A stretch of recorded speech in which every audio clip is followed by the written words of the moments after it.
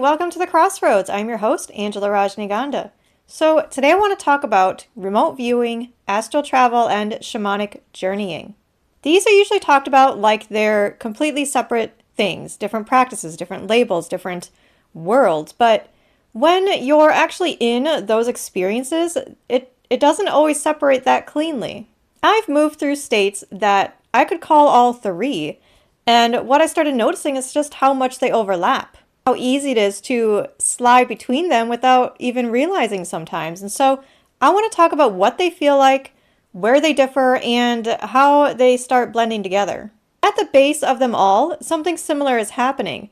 Your body goes quiet, your awareness shifts, and you're no longer relying on your physical senses the way we normally would.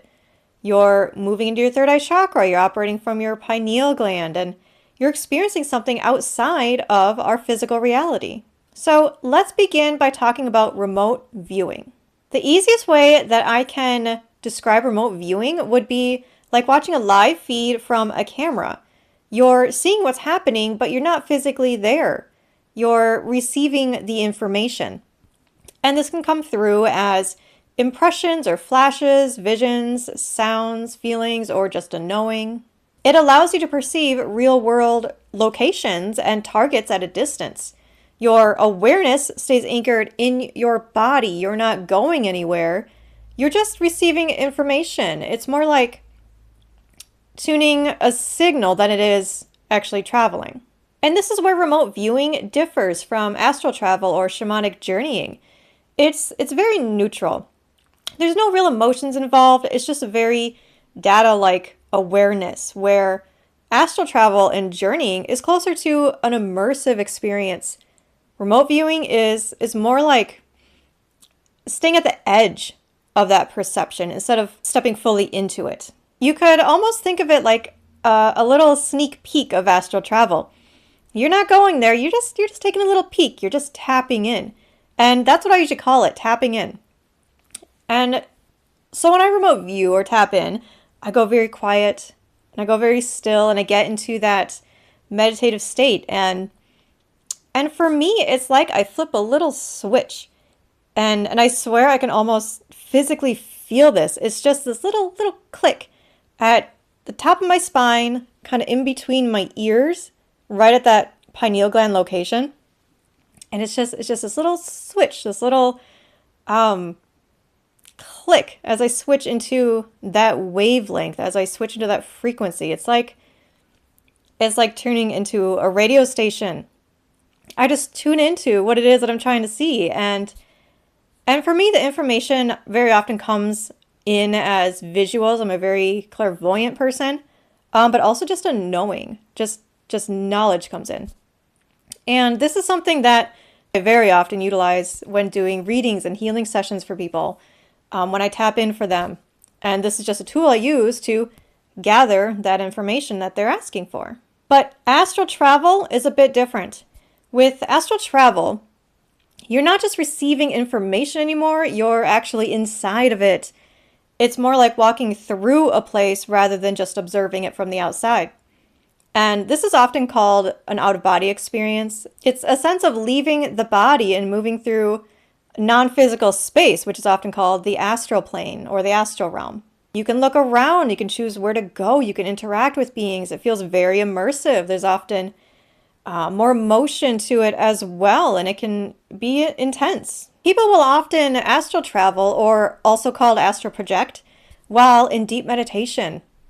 And they may do this intentionally because they're wanting to explore consciousness, they're wanting to explore the soul. They want to explore just out of curiosity or spiritual expansion. They want to explore the different astral planes and the different beings that lurk around there. And they may also astral project to work with spirit guides and angels and things like that. And for others, astral travel can happen during times of stress, times of trauma, during sleep, during deep intense inner processing moments, almost like awareness detaching from its usual anchor in the body. Sometimes this can be called disassociating. And for many people, it's not even something that they choose to do as much as it is something that they learn to recognize once it starts happening. And many believe that we are all doing this while we sleep as well, whether we're aware of it or not. Many believe that the phenomenon of sleep paralysis, that frightening experience when you wake up, but you're completely unable to move or to talk or to scream, and sometimes you'll even see other beings in the room with you. Many believe that this occurs while you're kind of halfway in and halfway out of your body. Often I feel this occurs when you've been astral traveling and you're re-entering the body. Your physical body will wake up because of it, but you're not fully in yet. You are still detached, and so you're unable to physically control the body. Or this can also happen while you're under an astral attack. And I think I did a previous video on astral attack, when you can actually be pulled out of your body while you're sleeping by a malevolent being. And having experienced sleep paralysis many times, and even when I'm lucid, even when I have an understanding of what's going on, it can still be so unnerving. I've had bizarre instances where I've been astral traveling in my sleep, and I'm fully lucid and aware in both my physical body and my astral body at the same time.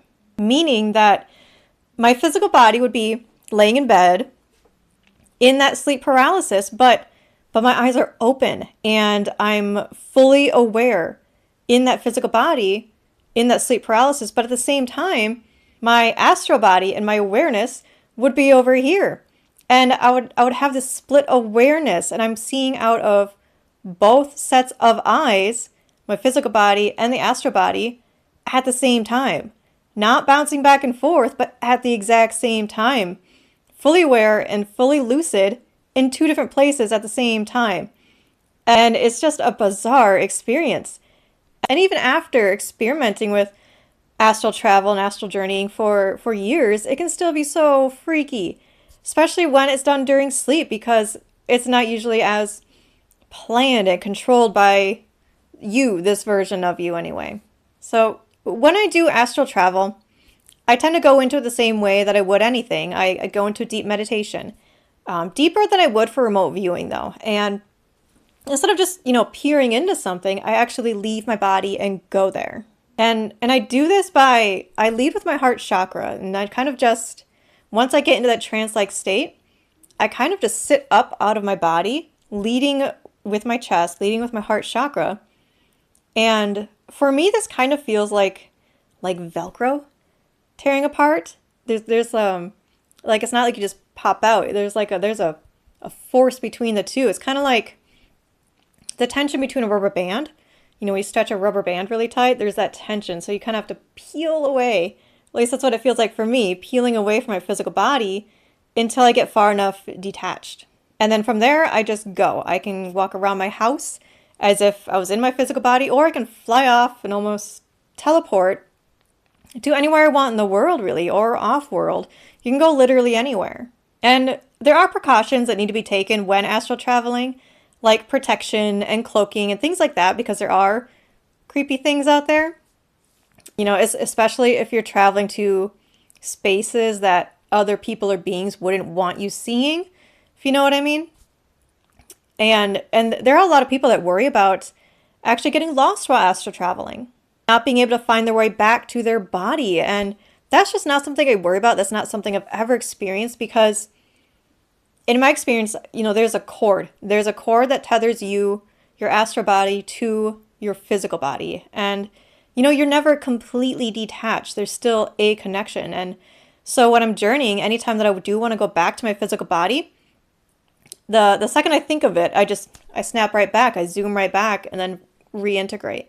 And I'm not going to go too far into that today, the how-to of this all. This is more just meant to be a comparison of these different versions of out-of-body experiences and techniques that we can use. And astral travel specifically is not really a technique I use in my healing sessions for other people. It's more a way that I might gather information for educational purposes, for my own spiritual journey and education, I guess. But, let's talk more about the shamanic journeying, because this I do use in my healing sessions a lot. And honestly, this is a place where I've had a lot of trouble in the past understanding Am I shamanic journeying or am I astral traveling? Because they are similar in ways and both come very naturally to me. So shamanic journeying and astral travel are similar in the ways that I've traveled to other places, other times, other versions of reality. I've encountered spirit guides and helper beings as well as more dangerous beings. But shamanic journeying feels a little less detached than astral travel, just a little less out of body, where astral travel really feels completely out of body, completely separate and detached. Even though you have your cord, it's very detached. Shamanic journeying isn't quite so detached. It's less like leaving your body and a little more like you're just entering into something else. It feels a little more guided, and it feels a little less about where you go and more about what is being shown to you, if that makes sense. And it will even feel just as vivid as astral travel, just as real, and it is just as real. It just has a different tone. There's less focus on whether this place is real in a physical sense, more focus on meaning and symbolism and your relationship to what it is that you're being shown. For me, astral travel feels like exploring an already existing space, like outside of myself. It's just a place I'm going. Where journeying feels like entering a space as it unfolds before you, with you in mind. The experience kind of organizes itself in a way that directly relates to you. It's tailored to you, tailored for you, and is unfolding for your eyes only. And it can feel kind of similar to like a psychedelic experience in that way. And people will most often practice shamanic journeying for healing, for guidance, and receiving insight, whether it's for their own spiritual healing or to help others. And they'll often use things like rhythmic drumming and rattles and even sometimes psychedelic substances, things like that, to enter a deep meditation, a trance-like state, and then enter into what is often called the spirit realm, as opposed to the astral realms that you travel to in astral travel. With shamanic journeying, you're going into the spirit realms. However, the astral realms and the spirit realms do overlap. It's hard to say where one ends and the other begins. They're just layered upon each other, and this is where it can get confusing. And because I also enter into astral travel and shamanic journeying the exact same way. I go into a deep meditation, I go into a trance, and then I pull away from my physical body, and then I go. And this is another technique that I do use for my healing sessions, like I mentioned, for myself and for other people.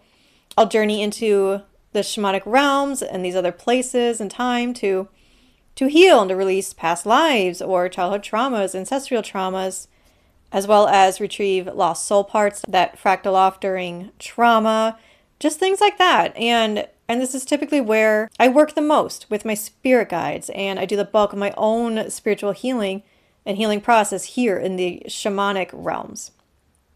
But for a long time, I was unsure of whether I was shamanic journeying or astral traveling. And what I've come to realize is that I start out in a shamanic journey, and from there, I then can go deeper into a full-on astral travel if I choose. And I can also kind of slip in between the two, go back and forth. So in my opinion, these experiences don't stay in these neat little categories. If I had to simplify the differences, I would say that remote viewing feels like tuning into something without entering it. Astral travel feels like stepping into it and moving through it, while journeying feels more like entering into an experience that's unfolding for you. They are linked though, so maybe think of them less as these three completely separate things and more like different ways that your awareness can experience these out-of-body states. And know that it is possible to shift in between them, these different techniques, all throughout a single session without even realizing it. And, no one method is any more real than the other. It's just a different path. And so with that, thank you so much for joining me here today. And as always, if you'd like to book an appointment with me for a healing session or a reading session, you can book that on my website, angelarajniganda.com. And for more personalized guidance on your own spiritual journey and exclusive episodes that I don't release everywhere else, please join the Shadow Light Tribe over on Patreon. Until next time, I'll meet you at the crossroads. Bye. Hi. Thank you for joining me at the crossroads.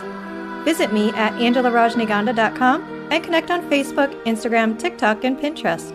Be sure to like, share, and subscribe. And please join my Patreon for more exclusive content that I don't share anywhere else. Please note that this podcast is for entertainment and informational purposes only and is not professional advice. Remember, there is a time for love and light, and there is a time for raising hell. Until next time, I'll meet you at the crossroads.